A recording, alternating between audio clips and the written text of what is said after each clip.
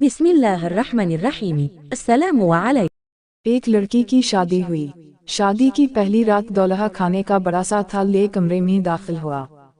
खाने से बड़ी जबरदस्त खुशबू आ रही थी। कहने लगा, आओ खाना खाते हैं। बीवी बोली, मैंने देखा है तुम्हारी वालिदा ने भी खाना नहीं खाया, इनको भी बुला लो, फिर मिलकर खाते हैं। शौहर ने कहा, वो सो गई होंगी, इन्हें छोड़ो, हम दोनों खाते हैं। बीवी इसरार करती रही, पर वो इसी बात पर मोस रहा कि अम्मी को रहने दो। जब बीवी ने शौहर का ये रवैया देखा तो उसी वक्त तलाक का मुतालबा कर दिया।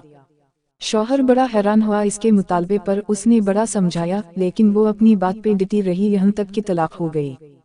दोनों अलग हो गए। फिर दोनों ने दूसरी शादियां कर ली। 30-35 साल गुजर गए। औरत के बेटे हुए, बहुत मोहब्बत करने वाले, मां का ख्याल रखने वाले, बहुत आसूदा हाल थी वो। इसने इरादा किया कि हज करना चाहिए। सफर के दौरान इसके बेटे इससे किसी मलका की तरह पेश आ रहे थे। पाँव जमीन पर लगने ना देते थे। सहराई सफर था।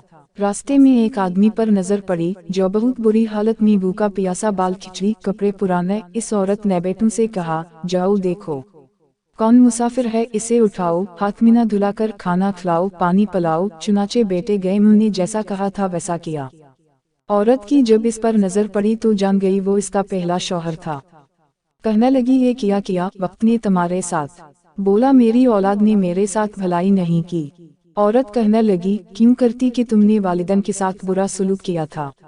मैं उसी दिन जान गई थी कि तुम माँ बाप के हुकूक अदा नहीं करते, उसी लिए मैं डर गई कि कल को मेरे साथ भी ऐसा ही होगा।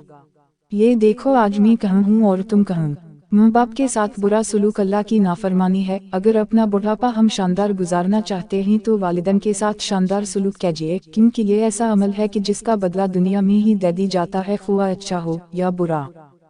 आपको अगर ये कहानी अच्छी लगी है तो इस वीडियो को लाइक किया जाए और इस तरह की मज़ीद कहानियाँ सुनने के लिए हमारी चैनल को ज़रूर सब्सक्राइब किया जाए। कहानी सुनने का शुक्रिया। मिलते हैं अगली वीडियो में, तब तक के लिए अल्लाह हाफिज़।